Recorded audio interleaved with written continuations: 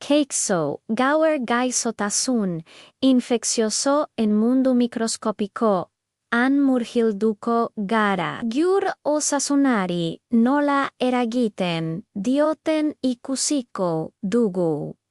Lehenik, bakterioak ditugu organismo zelula bakar hauek nahi daude. Batzuk onuragarriak diren harren, beste batzuek gexoteizanak iragiten daitez ala nola tuberkulosia edo faringitisa.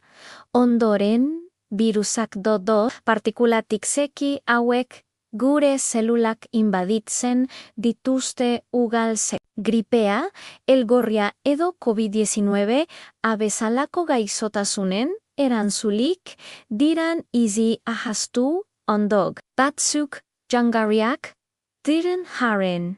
Beste batzuk infekziok erigen ditzakit. Ala nola, atletoina edo candidiasia.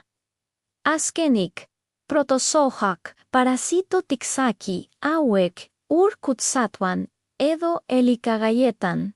Bizi daitezke eta malaria edo jardiazia bezalako geixotezanak sortu.